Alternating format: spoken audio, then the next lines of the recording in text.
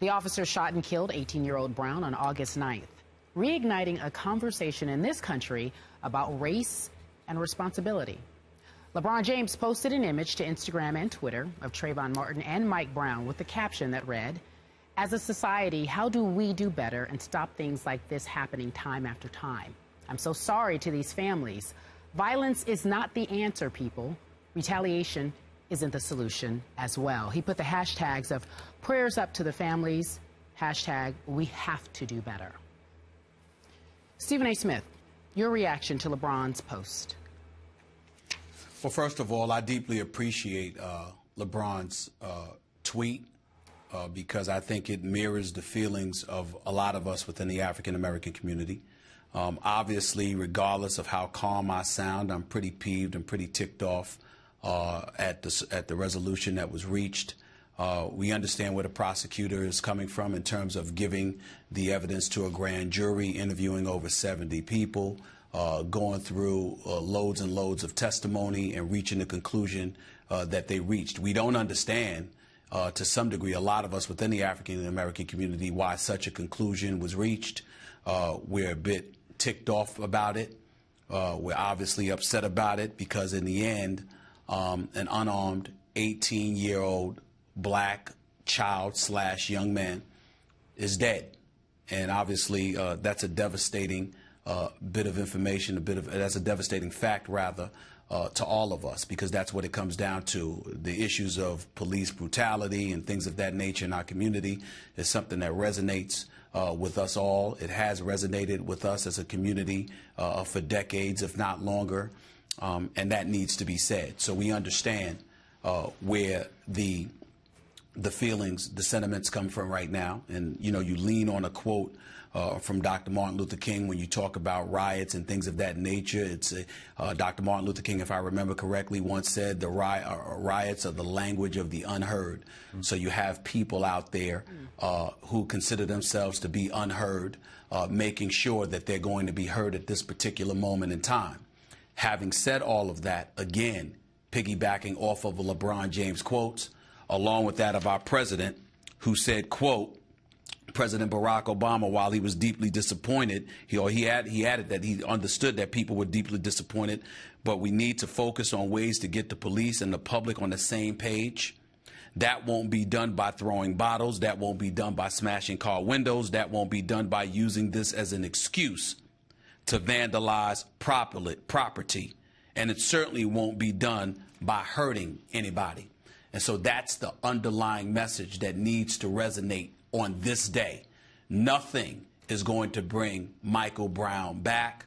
There is still an investigation being conducted by the U.S. Department of Justice, where ultimately federal charges could potentially be brought against this particular police officer. We are a nation of laws. It's incumbent upon us to remember that and to honor that accordingly, because for me, I just don't want anybody else hurt or killed. I don't want something to happen. And I think if people are out there obviously upset and incredibly irritated over the decision that was reached and announced by the prosecutor, obviously they're going to be tempted, as we saw last night, to react in a very volatile manner.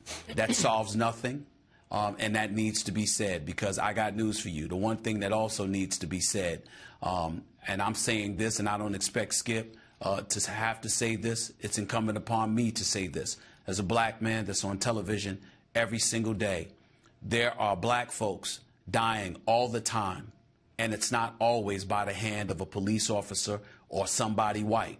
There are black folks killing black folks every day, and I don't see us rioting and acting up then.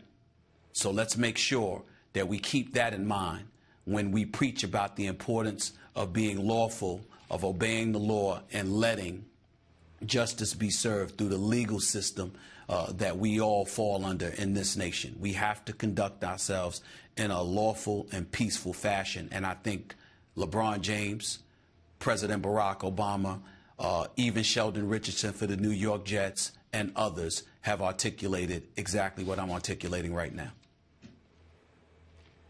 And I deeply appreciate all the thoughts you just expressed so eloquently.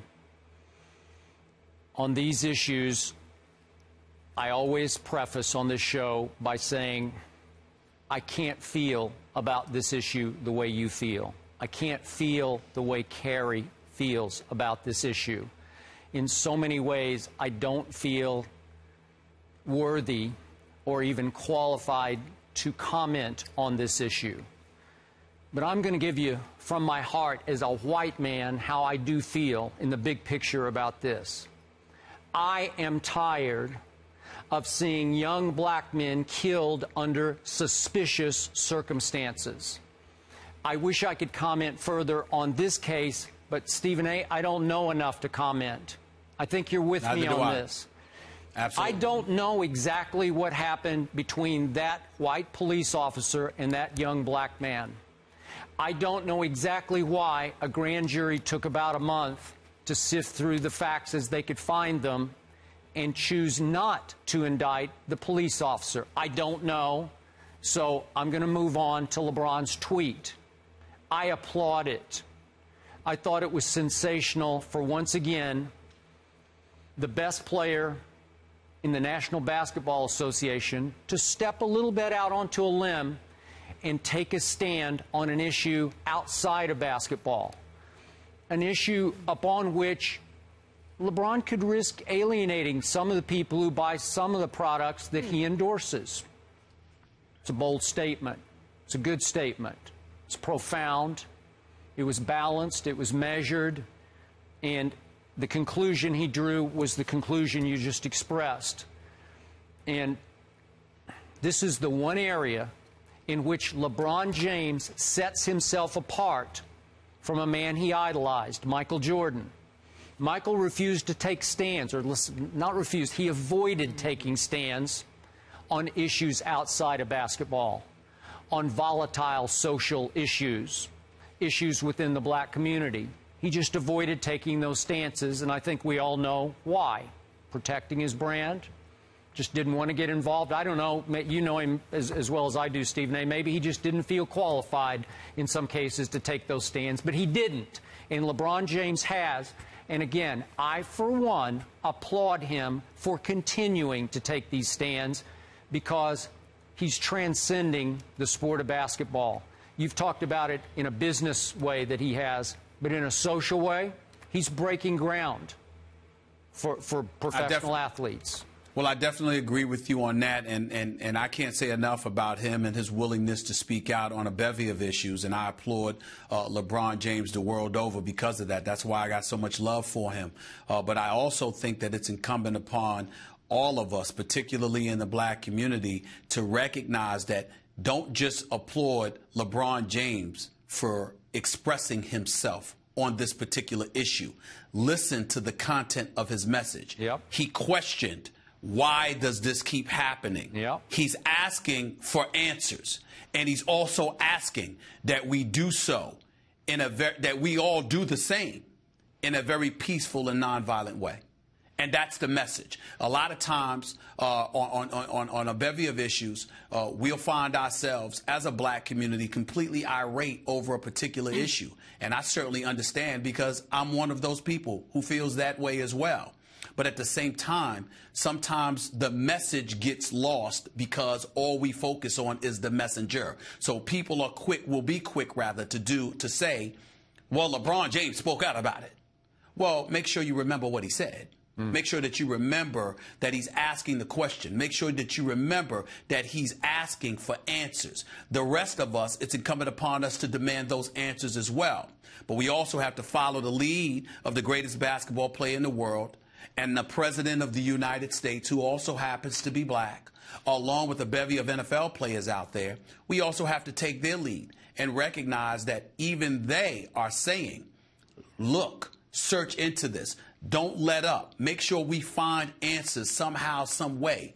But we have laws for a reason, and let's make sure that we abide by them. Because I got news for you. Some of those businesses that were being looted and things of that nature, those were black-owned businesses. Yep. Those police officers' cars that were being burnt or vandalized, those are the same police officers that you're going to dial 911 to call for help when you think you need it. So let's keep that in mind and make sure that we toe the line. And I think that's important to mention. Gentlemen, at this hour, buildings are still burning in Ferguson. There was sporadic looting throughout the night, and so far there have been about 36 arrests and counting. This breaks my heart and reminds me that history does repeat itself. The scariest and perhaps the saddest thing that I've ever witnessed, the '92 riots in Los Angeles. I saw people fight, buildings burned, and of course I saw looting. And when it was all said and done, 53 people died, thousands more arrested. But in the end, the grand scheme of things, a community, as Stephen A. just mentioned, was angry but left with nothing. President Obama said we have an issue in America. It's a human issue, and violence is not the answer. Violence is not the answer. Prayers up for Ferguson.